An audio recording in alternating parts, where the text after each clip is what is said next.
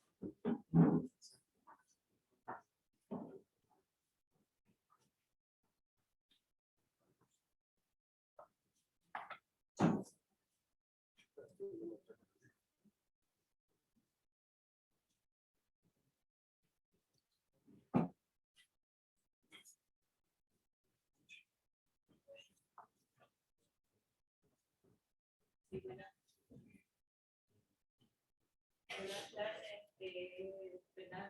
Vamos a iniciar con el PowerPoint. Bueno, buenas tardes, gracias por acompañarnos. En estos momentos pues tengo que dar una triste, ¿verdad?, nota de duelo.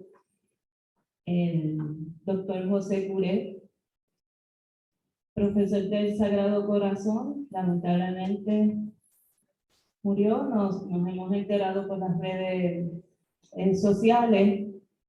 Curet fue un gran profesor, visitaba el archivo en los 30 años que yo trabajaba aquí. Él siempre venía, un investigador bona fide. Era como si fuera un compañero más de trabajo, nos visitaba casi todos los días. Y es triste saber pues, que ya no está con nosotros. Así que me hace difícil decirlo, pero bueno. Uno de los más serios historiadores que compartíamos del siglo XIX.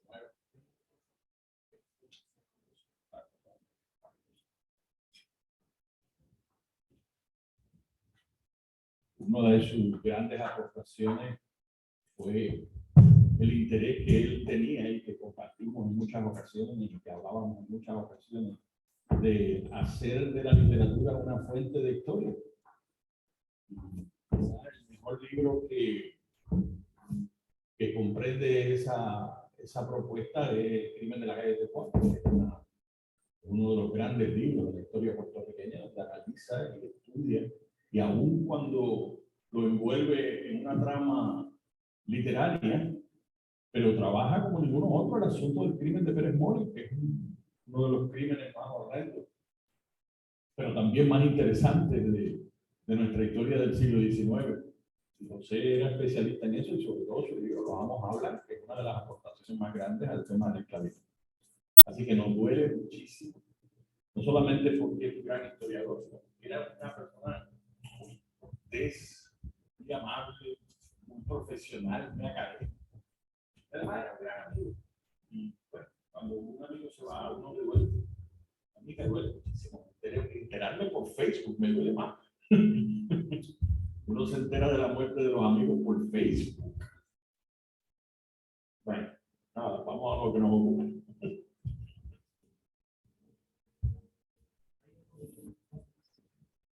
Estos micrófonos están medio mojados por la lluvia.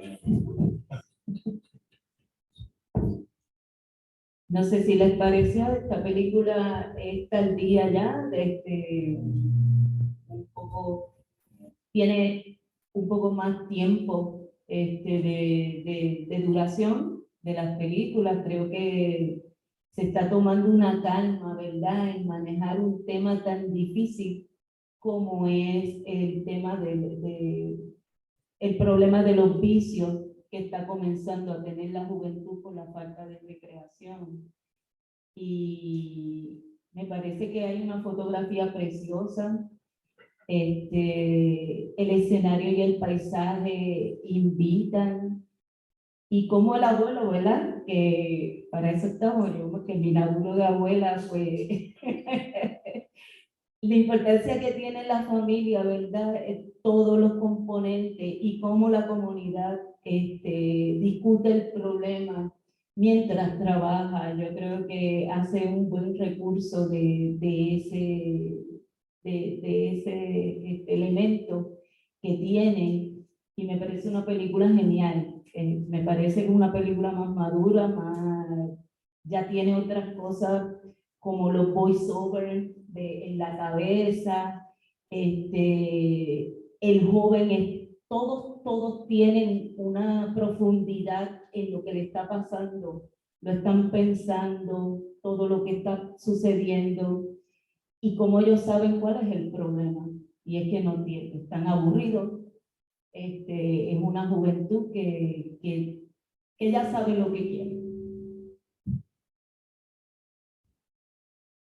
Yo quiero destacar la dupleta de Gabriel Tirado y Amílcar Tirado. Vemos una fotografía aquí excelente. Me parece un poco, me recuerda a Gabriel Figueroa, el mexicano, que explota estos paisajes inmensos, ¿no? Estos tiros amplios donde se ve todo, incluso los tiros donde vemos que hay neblina, ¿no? Esto ocurre en las puntas. Y el personaje pequeñito caminando en el borde de la montaña, y todos los tiros, ¿no? Donde el paisaje juega un papel bien, bien importante. Y interesante, esta es como la tercera película que presentamos donde el fotógrafo es Gabriel Tirado. O sea que eso es una... Amílcar definitivamente confía mucho en él. Después de esto hacen Más allá del territorio. No, es curioso, ¿no? Porque tampoco es un apellido tan común. La misma una producción muy parecida, ¿no? También aquí vemos cómo se repite que en una de las misiones de la Tibeco, ¿no? El hecho de que la comunidad se une para resolver un problema. Eso lo estamos viendo desde siempre, de los peloteros. Y aquí se repite eso con mucho éxito. Una pregunta.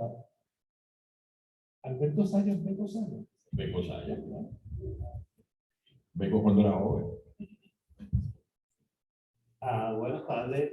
Yo veo que está en este documental una situación de un reacio al cambio, al movimiento, a darle una alternativa a la juventud. Yo tuve la oportunidad de estar en ese lugar cuando se terminó la película y vivir por un tiempo a mediados de la década del 70. Aquello es realmente bien difícil. Es un barrio apartado de callejones. Yo recuerdo no había carretera para llegar, había que caminar para llegar. Lo único que existía así, y todavía en los 70 era el colmadito, el cafetín. Y realmente había que buscar alguna alternativa, porque ¿qué va a pasar con esa juventud en ese momento? Y hay una generación, ¿no? Como explica su papá, pues era lo que decían sus padres, y no hay otra alternativa, otra vía de escape. Y realmente se necesitaba algo. Yo creo que el documental lo presenta muy bien. Si no bregamos con la juventud, no los atendemos, no los escuchamos, no va a haber cambio.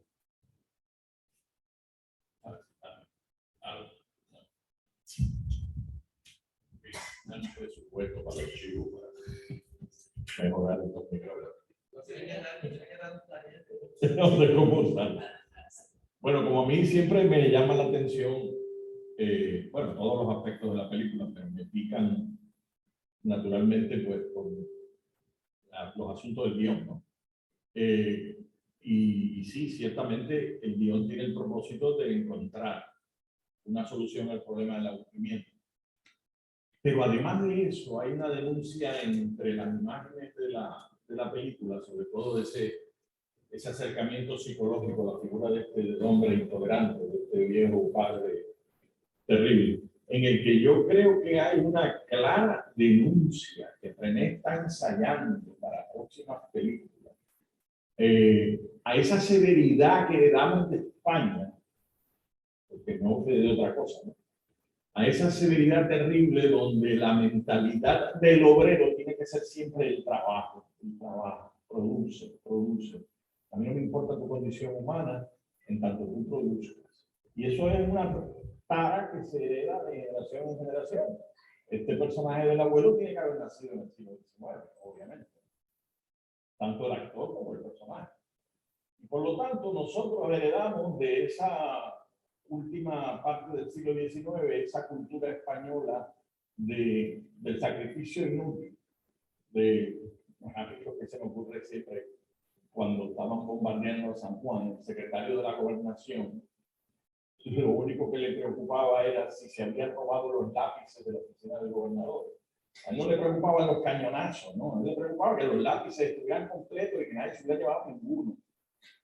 Y entonces esa mentalidad mezquina es la que nos lleva a ese cuestionamiento de por qué estos jóvenes no tienen en qué entretenerse.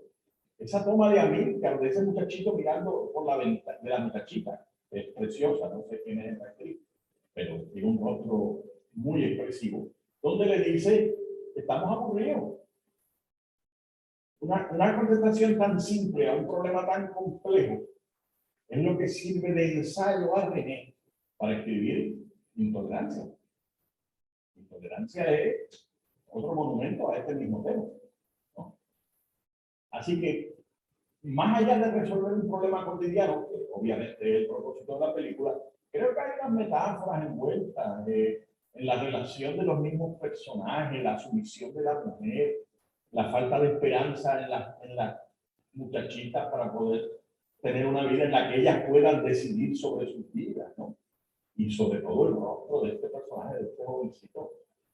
Es una cosa que yo no sé cómo Amílcar pudo manejar en la profundidad. Bueno, esa escena cuando está sentado en la hamaca, ese acercamiento, ese close-up a ese rostro, esos ojos, tanto que dicen. O sea, Amílcar tradujo, porque es que no encuentro otro verbo, tradujo fielmente esa sensación de indefensión de nuestro jíbaro ante sus propias tradiciones, ante sus propias costumbres, ¿no? Y lo que propone es, vamos a revisar todo esto, y ahora que el revisionismo está de moda, pues nos damos cuenta de que viene de mucho atrás, ¿no? Hay que revisar todo lo que fueron las costumbres españolas heredadas del sacrificio del trabajo, de la obediencia a los padres. O sea, lo menos que hacen estos padres es comunicarse con sus hijos, lo menos. Es una imposición, punto. Tú haces esto, es mi hijo, tú eres mi propiedad. Ese es el discurso de este personaje. Los hijos son una propiedad. No son seres humanos con los que tú puedas compartir un punto de vista o discutir alguna situación afectiva. No. Tú eres mi propiedad, claro que yo digo. Todavía estamos cargando con muchas de esas cosas. Así que la vigencia de esos planteamientos sigue tan presente como antes. Creo que es una joya de película. De verdad, sobrecoge esa escena final, la de la bola, cuando él pone la cámara en la bola, en los pies. O sea, te estamos poniendo la solución. Mira qué fácil es coger la bola y hacer al otro hijo tuyo. Porque si no, ese se te va a ir también. ¿Entiendes? Digo, me hubiese gustado saber qué pasó con el muchacho cuando se fue. La secuela, ¿no? Es que hay muchas novelas de fin del siglo XIX, novelas de Díaz Levy, novelas de Francisco de Valladolid, que tratan este tema de la intolerancia mezclada con el alcoholismo. Estamos hablando del proceso de 1890 a 1920. Hay como 7 o 8 novelas sobre este tema. O sea que cuando venimos a ver, desde el siglo XIX esto no se hace fuerte. Creo que es una joya de película. No hay mucho más que hacer. Por otra parte, la parte en que muy bien narra ese momento de redención que tiene el padre, o sea, tienes un momento para recapitular y que el otro no se te vaya. Pero es bien difícil quizás trabajar este punto porque se le fue uno. Entonces, una película que tampoco celebra, como las demás películas de la División de Educación en la Comunidad, porque todavía le deja ese dolor a esa familia de la pérdida de uno. Sí, Claro que, pero tuvo ese momento, ¿verdad?, de que esperamos y quizás los líderes comunitarios pues tomaban ese gancho para decir, mira, todavía hay oportunidad, se te fue uno, pero todavía te quedan otros, ¿no? Y me parece que aunque no sea una película que celebre como las demás de la División de Educación a la Comunidad, le da ese punto y ese pie de discusión a los líderes comunitarios que son finalmente los que organizan la comunidad y llevan el mensaje deseado, ¿no? Y es un poco de las películas que ha tenido que tomar esta diáspora, ¿no? De dejar el campo, irse a aventurar. Entonces, es un tema que en los 50 parece que estaba bien, era un profundo necesidad de los escritores, ¿sí? La carreta que era el máximo que hay en ese tema, ya estaba escrito, entonces fue la carreta. Si hubiese sentado y hubiese dicho, okay, ¿qué fue lo que me ocasionó la carreta? Porque era la intolerancia, el sector, el deseo de la comunidad. Un día cualquiera que se engaveta. O sea, ya ellos están tomando unas decisiones de tomar unos temas importantes porque es esa migración interna del campo a la ciudad, es ese abandono a lo agrario, a insertarse en otro imaginario industrial de Puerto Rico. Así que yo creo que son películas que están tomando mucho más tiempo de ser trabajadas por el equipo de trabajo de la dirección. Y se ve esa madurez en ese trabajo. ¿No? Y también la valentía de los guionistas de plantearle al mismo proyecto de la división de la comunidad. O sea, nosotros también tenemos que reevaluar todo esto. No todas las películas van a terminar bien, y todos los personajes van a terminar redimidos.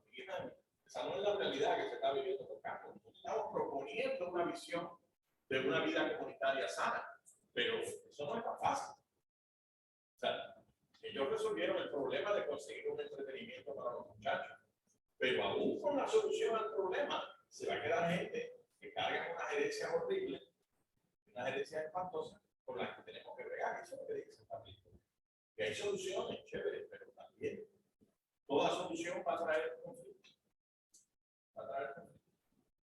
Qué bueno, porque en los conflictos es donde se crece, ¿no? Y donde se crece en la sociedad, en el choque, en el problema. Eso es lo que hace la división. Puede hacerlo. Sí. Hubo exhibición internacional. Oye, 3 festivales, Venecia, Edimburgo, y creo que Se ganó. definitivamente la dirección puso el cine puertorriqueño en el mapa mundial. Debería ser una observación que está brillante el director. Usar la ventana como si estaba muy libertad. Una ventana abierta como simboliza libertad. Nunca estuvo la ventana abierta. Siempre estaba cerrada, negación de libertad, o estaba bamboleando. Incertidumbre. O estaba alguien a la memoria de ella aspirando a ser la mirada. Fíjate la madre de la primera toma de la película, la madre mirando a los nenes jugando, mirando el paisaje, pero tiene que volver a hacer café, la salsa, mantener la familia. Esa pregunta es interesante. Una pregunta de curiosidad: ¿cómo funciona la velonera a funcionar? Bueno, se ve la cable. Sí, hay una toma en que se ve la energía eléctrica. Sí, yo creo que a esta película en el barrio Las Vegas había electricidad, pero no no en el Cayo Pelón, que fue en Toalta.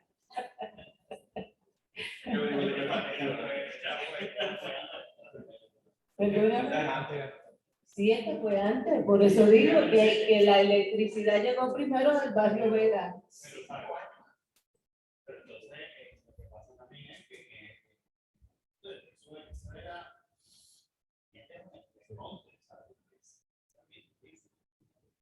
Bueno, y el caminadito de la casa, el cafetito tampoco era corto. Hay varias tomas donde Yo te puedo contar que en los 90 mi clase de campo con Carlos Buitrago fue en la Junta y nosotros íbamos a un cafetín identiquísimo a ese y era el único lugar donde los hombres iban a pasar su tarde Y entonces se sorprendían que muchachas de la universidad llegaran a compartir allí como si más nada, nos bebiéramos la cerveza con ellos, para que vean que todavía en los 90 se guardaba como ese mismo tipo de mentalidad, ¿no? Sí, el machismo español, que todavía no era aquí. No había mujeres de barrio, solo las que llegábamos de San Juan.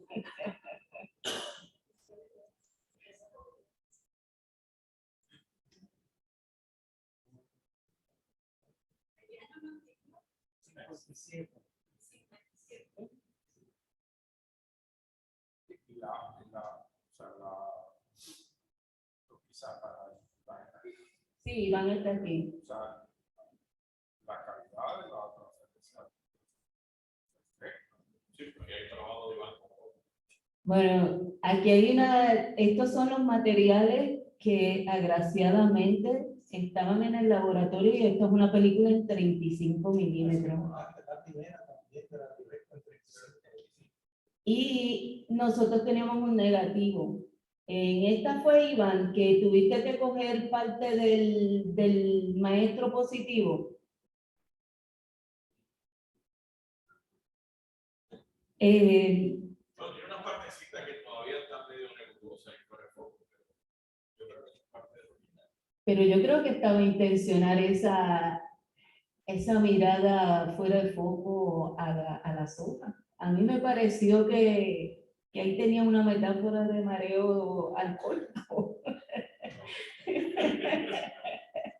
Pero esta película, sí, es de las de 35 milímetros que ya estableció la División de Educación a la Comunidad y se encontraron los negativos en estos materiales. Y eso es lo que estamos haciendo con el proyecto que tiene establecido la directora, es coger los mejores elementos y irlos trabajando. Así que hay muchos, de hecho, hay materiales que hasta se desconoce mucho. La División de Educación a la Comunidad hizo más de 80, perdonen, noticieros de comunidades. Y entonces esos materiales, muchos se han salvado, otros no, pero son de las cosas que está poco exploradas de la División de Educación a la Comunidad. Y hay títulos que se empezaron a filmar y no se terminaron, y cosas que hicieron para afuera, proyectos externos, que también hay elementos ahí dentro de ese inventario de la división. Nosotros tenemos los afiches. Y si ves el cartel de esta película, es idéntico, es bien fuerte, ¿verdad? La cara del hombre, que Hay es variaciones del cartel, hay como 6 o 7 variaciones del cartel. Pero todas tienen la figura del viejo. los colores. De hecho, está en la exposición uno de ellos. Sí, la época de oro. Preciosos los colores. Sí, Tony Maldonado. Acaba de decir mucho. Pensé que iba a haber un cambio de actitud por los reyes. ¿Por lo qué? Los reyes.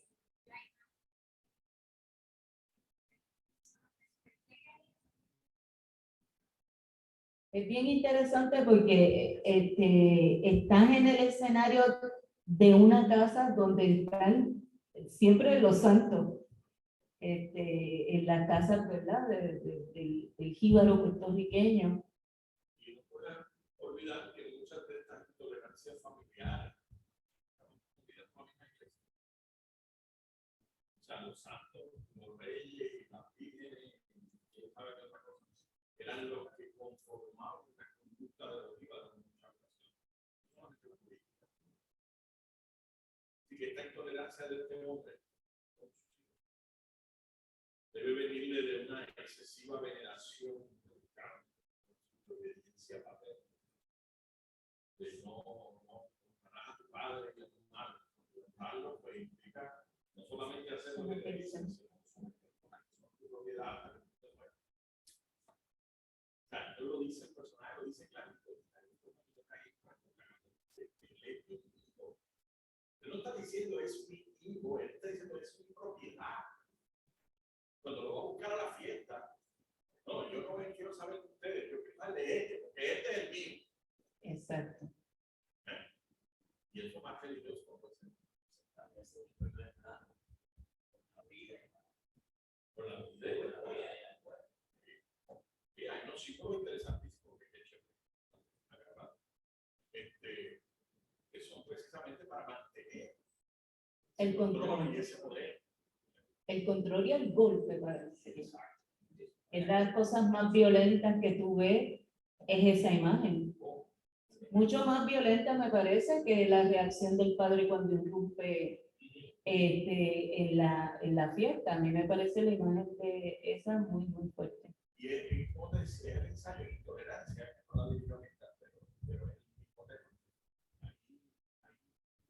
Hay énfasis en esos rostros duros, en esos rostros de la historia misma del país, los ha petrificado hasta tal punto que niegan su propia humanidad. Qué chévere que la división logra captar eso para la historia, no solamente lo vemos en los documentos, en las imágenes de los actores que están reproduciendo todo esto. Y cuidado, ese viejo yo no lo he visto en ninguna otra cosa. Yo le digo si personalmente ese viejo ostentaba esa actitud. Yo creo que no. Sí, en intolerancia es bien interesante porque también es una persona que regresa de una familia puertorriqueña que regresa al barrio. Y cómo ellos se distancian y con Lucy Boscana y Braulio Castillo. Y esa película... Tienen que verla, es como una secuela de esta, pero con otros aspectos. Pasa que el libreto es de René Marqués. No, la suerte que tuvo René como dramaturgo, porque no solamente era un excelente dramaturgo, sino que pudo ensayar y muchas de las cosas que fueron verdaderamente exitosas. Las ensayó en el campo con América. Estoy seguro que él se pasaba con América para arriba y para abajo. Y saber cómo América coge un actor de bruto y lo lleva a esas sutilezas. Porque estamos hablando de sutilezas. Son eso, las sutilezas nosotros le llamamos en el teatro a esos gestos pequeñitos que parecen casi cinematográficos. Ustedes saben que en el cine las cosas hay que hacerlas más pequeñitas. Pero son sutilezas que hablan y dicen tanto. Es el interior, por eso la conferencia que yo daba del cine psicológico de América. Me parece que todavía es un campo que hay que seguir investigando con otras películas, sobre todo con otras películas de los 50, de cómo se elabora un perfil psicológico del puertorriqueño a través de esas expresiones, muchas veces genuinas, de gente que nunca en su vida se había parado en un escenario o ante una cámara y te están dando unas emociones verdaderas que a un actor profesional le costaría horas de ensayo reproducir. Y a mí se la saca así. Quiero que pienses en tal cosa, en este momento, no mira la cámara, a esto, a lo otro, piensa en tal situación, métete dentro de ese problema y la para. Y a mí está grabando esa espontaneidad que un actor profesional no va a tener nunca por más ensayo que uno tenga. Yo dirijo actores toda mi vida. Y la espontaneidad de los actores, si bien parece natural, sabemos que es falsa. Pero esta gente vivió esta experiencia. Y lo que América le está diciendo es reviva esas experiencias para la cámara con las menos herramientas posibles. Sí, y eso es una maestría. Ya lo he dicho antes que René Marqués y Aníter se iban a la comunidad y estaban meses sin bajar acá, a la ciudad. Y una de las cosas que hay un plan, el plan fílmico de una de las películas, de Una voz en la montaña, cuando ellos van a fijar cómo era que iban a tratar el tema, a trabajarlo, lo que sea. Hay algo bien importante que toman, y es una decisión entre Amílcar y René, es, por ejemplo, usar un instrumento que no es del folclore puertorriqueño, que es la mandolina, el acordeón, y cómo ellos deciden hallar el acordeón, porque cada vez que ellos iban a visitar esa comunidad, ese era el instrumento que estaba y permeaba. Entonces, para darle más realismo a la película, ellos no invaden a poner otra música. Ellos estudian muy bien ese ambiente para recrearlo, porque yo creo que esa es la manera de uno proyectar, ¿verdad? La veracidad de lo que está sucediendo. O sea, yo creo que ya tenemos que empezar a mirar estas películas no solamente por su propósito educativo, sino como documentos históricos. Hay una serie de imágenes en todas las películas de la Liberco que si quieren documentar cómo se hacía algo en un proceso de los 40 o de los 50. Yo le digo a los actores míos, me dicen, ay, profesor, no te puedo conseguir referencia de cómo eran los puertorriqueños en la década. Vaya y mírese todas las películas de la Liberco, todas, una tras otra. Eso no lo va a conseguir en ningún libro, no lo va a conseguir en ningún documento. Algo curioso sobre la música, que ya que lo mencionan, fíjense que el crédito principal no es de un puertorriqueño. Pero primero que yo veo eso. Hay música, la música típica sí me parece más Rivera, Lito Peña, pero la que es de fondo es de un, no sé si norteamericano, pero no puertorriqueño.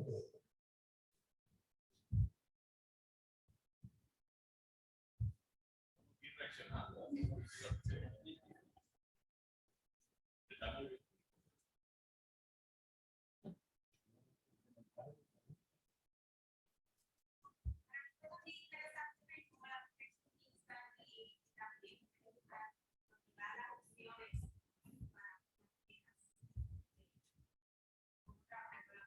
Lo que pasa es que la que da las opciones no te encuentran. Fíjate que las dos que están envueltas en el problema terminan siendo sumisas. La una súper callada y silenciosa, que es la mamá de la muchacha, y la otra protestando casi de manera trágica, porque cuando ese muchachito sale por ahí con la maleta, ese ejemplo que hace esa madre, que es tan típico puertorriqueño, de llevársela. ¡Wow! Eso de verdad. Ahora te digo yo que es un documento histórico textual de nuestra idiosincrasia. Se llevarte la mano a tierra. Lo vi tantas veces que no voy. Ese recorrido del café, donde los que recogen café se hablan unos a los otros. Yo recuerdo que yo era chiquitito, mi abuelo me metía en el campo de la finca de mi papá, y todo el café, y yo era un penderín de 7 años. Y verlos cómo hablaban y cómo paraban para comerse la barba y todas esas cosas. Y me veo estas escenas y digo, pero es una historia, no nos hemos dado cuenta. Y la tenemos atrapada ahí. Se ha recogido el café, las alturas. O sea, yo te digo, y también insisto, son documentos históricos. No solamente son películas con un propósito. Y tienen un valor dramático indiscutible. O sea, así que la reconocieron internacionalmente. Creo que es el proyecto, bueno, estipulado se puede hacer. Es el proyecto que más premios ha ganado como en la cinematografía de Puerto Rico. Desde que empezaron nuestros directores puertorriqueños. El valor de estas películas no lo vamos a volver a ver en el cine comercial hasta muy tarde. Porque todo lo que siguió a esta película en la década del 60 fue navega entre lo trivial, trata de acercarse a profundidades, pero lo que hizo la Liberco en 20 años no lo va a hacer el cine comercial hasta 40 años. En ese sentido, pues, lo valioso de la Liberco fue precisamente el haber puesto, como dice Mochi, el cine puertorriqueño en la perspectiva correcta. ¿Qué hacer con nuestro cine para que sea reconocido por otros de igual importancia? No hay una película que pueda, eso de largometrajes de ficción de los 60 para acá, que pueda comparar la importancia a esta, hasta quizá la década de los 90 con la llegada del maestro Morales. Para atrás. una fecha importante de este valor.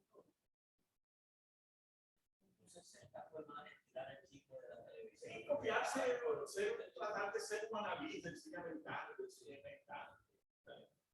Y pues ahí yo estuve hablando la semana pasada de Provo Films. Los intentos de Provo Films fueron positivos, pero lo que pasó con la división de Provo Films, Jerónimo Mitchell se fue por su lado, Axel y Víctor Arrillaga tuvieron muchísimos problemas para conseguir financiamiento para su proyecto. Y lo que se nos quedó fue, amor, perdóname, la vendedora de amor, que puede tener su mérito, pero no tienen los méritos que tienen un Estado.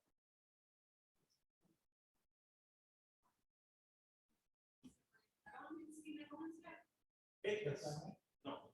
No, todo era de un circuito, todo era un circuito comunitario, gubernamental. Claro está que el que fuera a la división y quería exhibir una película, se le prestaban. O sea que eso era parte también de lo que ellos hacían. No solo, lo que pasa es que es un proyecto que crea todo el circuito de la producción de la película. Ellos producían la película, la exhibían y la distribuían. Pero eso no niega que el proyecto se extendió a que una vez ya las personas adoptan, ¿verdad? Aceptan las películas, ven lo buenas que son, y entonces se prestaban a clubes y otros lugares, y de hecho otros países, es otra cosa de que lo hemos dicho antes, pero ¿verdad? Las personas que por primera vez hoy nos escuchan, estas películas las consumían países como Canadá, América Latina, Europa. O sea, países compraban estas películas para enseñar entre los cineastas, ¿verdad? Corporaciones, como si fueran los institutos de cine de cada país, consumían estas películas para uso. Mucha gente en Puerto Rico vio cine por primera vez gracias a la División de Educación de la Comunidad, porque ellos iban a los barrios más remotos donde no iban ni electricidad, tenían un generador en un jeep, tenían un proyector, una pantalla y ahí exhibían. Y las anécdotas de esas primeras proyecciones, algunas son comiquísimas, ¿no? Que llevan un close-up de un mosquito y el público se echa a reír porque los mosquitos no eran tan grandes. Porque nunca habían visto cine, ¿no? El tren que pasa y el foco del tren choca con la película y el tipo lo que hace es que apaga el tren y se baja del tren a ver la película. Otro que proyectaba películas es Jesús de Piñero. Cuando yo visité el barrio Carruzo, me conmovió como una persona con lágrimas en los ojos. Dice que la primera vez que vio una película fue una proyección de Jesús de Piñero y cómo lo agradeció toda su vida.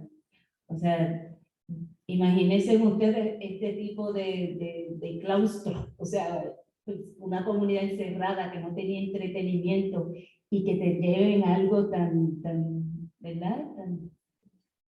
Tan bueno. Eso no es tan lejano. Había sido taquilla para una amiga, ya para una persona por teléfono.